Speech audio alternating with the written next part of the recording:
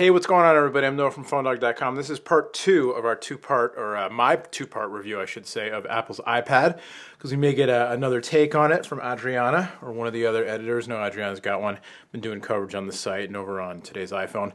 Anyway, part one of my review took a look more at the industrial design, form factor, styling, features or lack of features on the iPad. This part's going to take a look more at the software and the actual experience of using it. And again, I'll kind of summarize here to say what I said when I started the review, the part one of the review, that basically, as of right now, I don't think, the iPad isn't going to replace a laptop or a computer or a smartphone for anybody, and it's not something that anybody, I think at this point is going to feel like they need the way that people feel like they need a phone or a smartphone to stay in touch or a computer to do work as well as to stay in touch. But a lot of people, I think, are going to want this, and I found the experience of using this thing to be great for what it is. And it certainly has holes and flaws and everything, but Apple's made no bones about saying, to them, this isn't about specs and features, it's about the experience. And I think that's absolutely true. I've been using it for several days now, doing separate app reviews, so you can check those out, video and written, but, been using it to watch videos and surf the web and email and tweet and read things and the book reader and all that kind of stuff. And, it's fast, the battery life is phenomenal. 10 hours of use easily. I've been using it for several days now, kind of fairly heavily, but kind of off and on, and I haven't recharged yet, done a 13% here. But that's over 3 days of fairly heavy use. Heard people saying they're getting 11 hours of video playback, and I'd believe it. The chip, it's a custom Apple A4 1 gigahertz chip. And the chip is, it's fast, it's responsive, apps open quickly, you hit an app, you load it up. There's the web browser. The multi-touch is terrific. It's very responsive.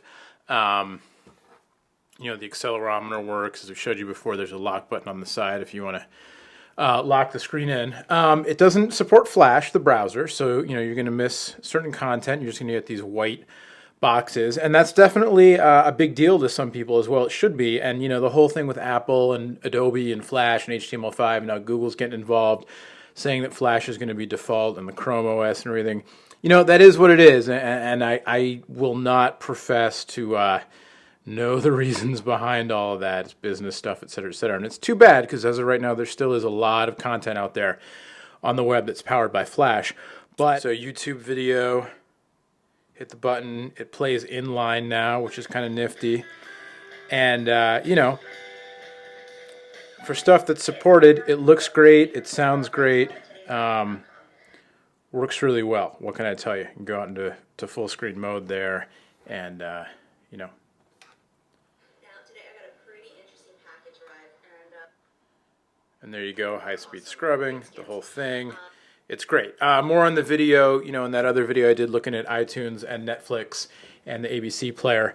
But a lot of video apps out there already, and more to come. And I think that's the other thing with the device, is that it's going to be, as much about the apps as anything else. Apple was trying to tout this as the best web experience out there, which I don't know that that's necessarily true. I do think it's a good web experience. It's nothing that you haven't seen before for the most part, on a computer, on a laptop, that kind of thing. If you're the kind of person who's into just, features and what can it do, and the experience and the user interface isn't that important to you, then this isn't for you. But the thing about it that I've found, and that, the whole thing with Apple products, I think, and where this gets to be a big deal, is that using it is very fun. It's very intuitive. It's very simple. It's just the one button, and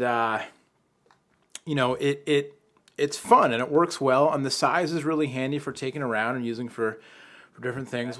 Typing on it is it is what it is. It's not. It's doable. It's not horrible, but it's certainly not great. You can type in either mode. In either landscape or portrait mode. I have relatively large hands, and so 2-thumb typing for me in this mode actually works fine. Filming part 2 of the iPad review video. So, I'm able to do, I have to stretch a little bit. People with smaller hands aren't going to like that. And then typing in widescreen mode here. Oh, I think I have to, yeah, okay.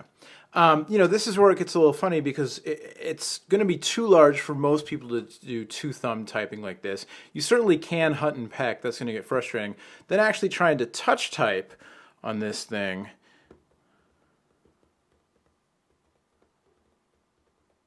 It's not ideal for sure.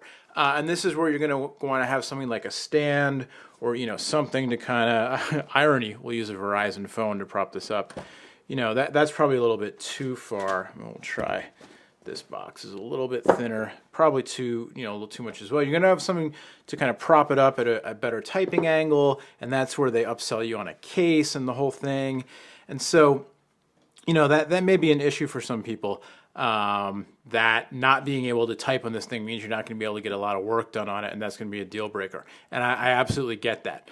But if you're doing casual stuff, not a whole lot of typing, or if you can adapt, if your hands are large or I suppose small enough to adapt to the on-screen keyboard, then maybe you're going to be somebody who's going to get a ton of use out of this.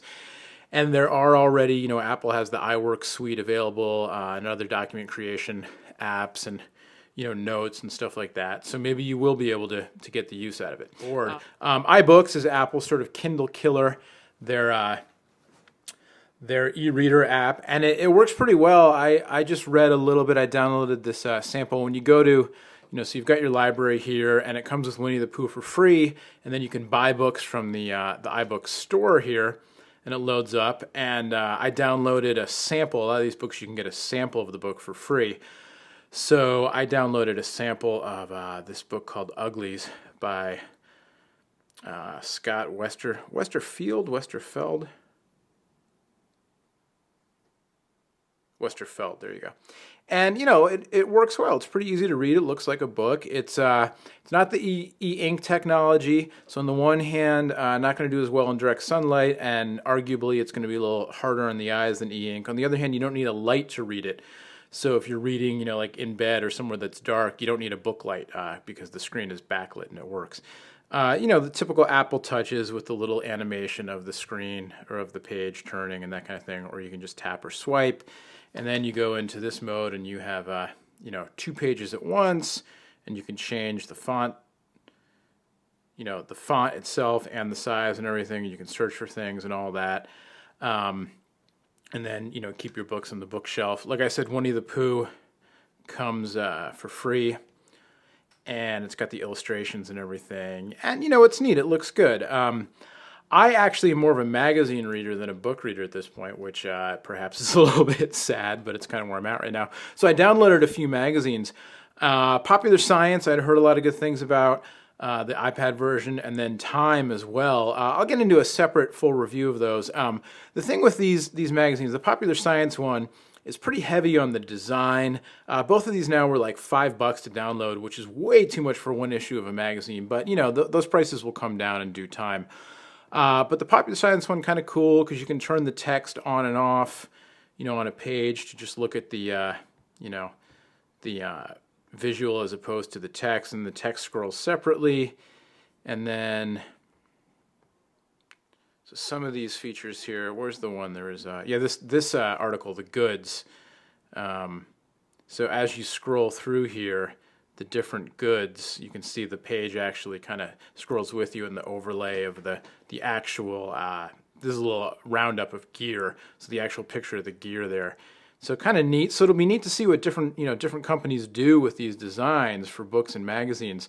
I'll go back, look real quick at the Time magazine, which is a more traditional kind of layout. It's more like they just kind of, a little bit of rendering issue. There we go. It's more kind of like they just, what's going on here? There we go.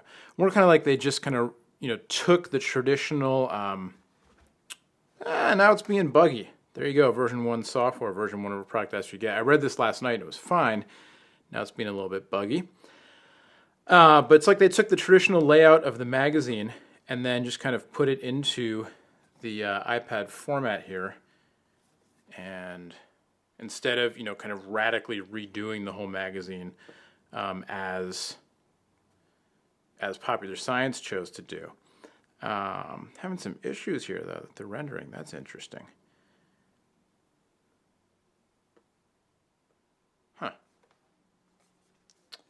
We'll look at it this way for the sake of this little review. Certainly some bugs here and there. Early versions of apps, people have reported crashing. I've heard some reports of Wi-Fi connectivity issues, that kind of stuff. I haven't had those.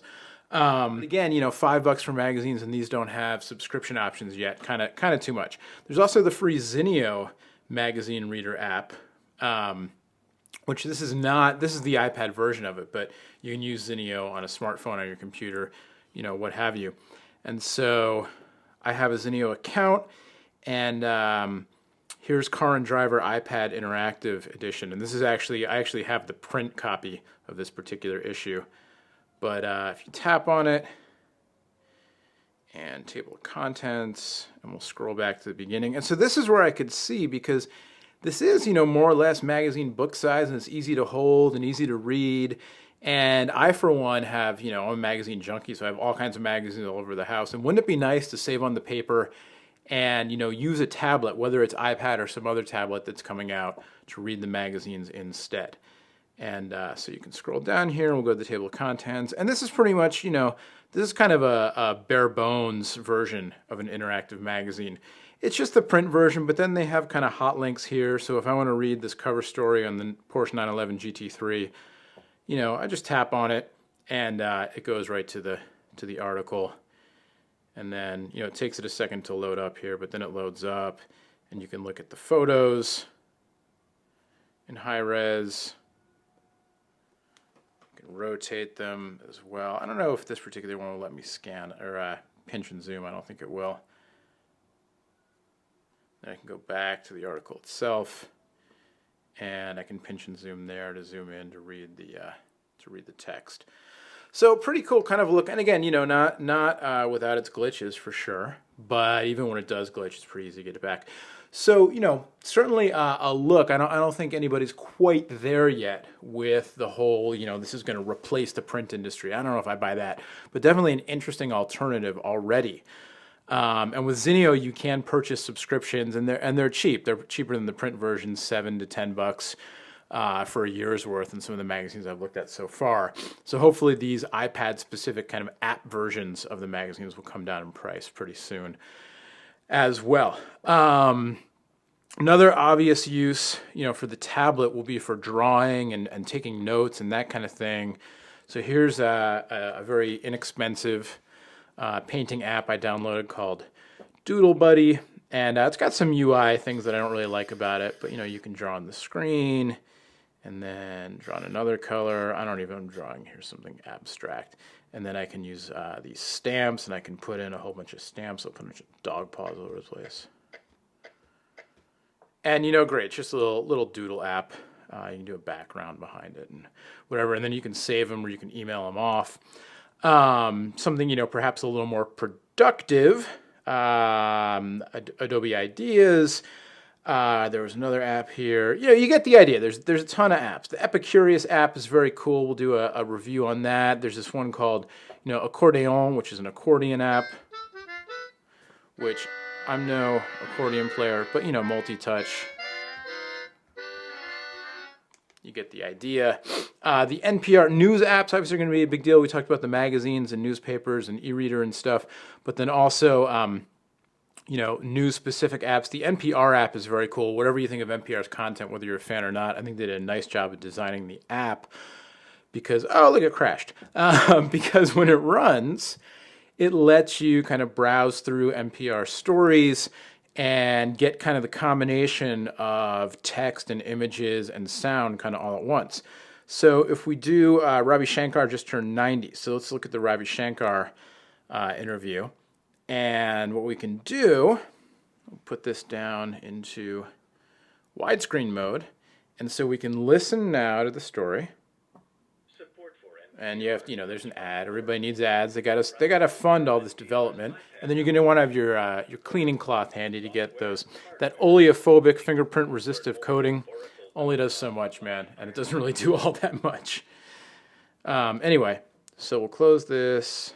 We'll go back to the actual story. And so now I've got the audio of the story playing on the bottom, and then I can go through the story itself, or I can look at a different story. Go back, read the story, Look at the video, the photos rather of Ravi. Happy birthday, master sitar player, done a lot for bringing Indian music. Right there it says it, bringing Indian classical music into the West, but he really has. You've probably heard Ravi Shankar, even if you didn't know it. Anyway, point being, just kind of, a neat combination of melding the media. And again, it's nothing that you can't do on a computer, on a laptop computer, desktop computer, but the whole tablet thing is just so neat and it's such a compelling experience. And I think Apple just really nailed it in terms of the user experience and making it intuitive. And there will be other tablets. There are other tablets out there, but my whole thing is that this was built off of a touchscreen OS. It was built off of iPhone OS, which was made for a touchscreen device from the ground up, as opposed to something that's been, built for a desktop computer, laptop computer, and then sort of try and shrink it and retrofit it. And then trying to shrink it and retrofit it to fit a tablet computer instead of being built on the whole, touching and swiping and gesturing and that whole thing. And so, I so far, I just think it's a really cool device. I don't think it's something that anybody necessarily has to run out and buy, like I said, but I think you will find all sorts of neat applications for it and maybe something that's compelling to you. And some of it will be neat and fun, like, this music sequencer program. And some of it will be, productive and compelling medical apps and using this out in the field, and students, once they get the whole note-taking thing put into, the e-reader apps and that kind of stuff. So all kinds of applications. I'm just psyched to see tablet computing, whatever you think of. And here we'll shake to erase these patterns.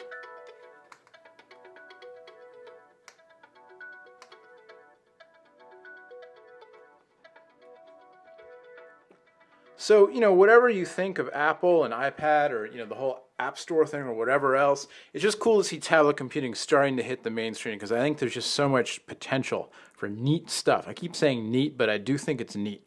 So there you go. It's kind of a, it's a review, but it's really just the leaping off point for talking about, with iPad again, I think the apps are going to be huge.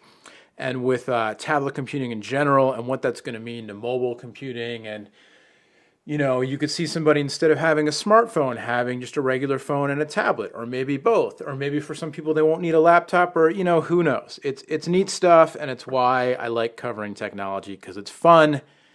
And I don't think you have to take sides. You don't have to hate Google because you like Apple or back and forth or this or that, whatever. Just enjoy it all. Enjoy it. Yeah, if you don't like it, move on. No need to fight about it.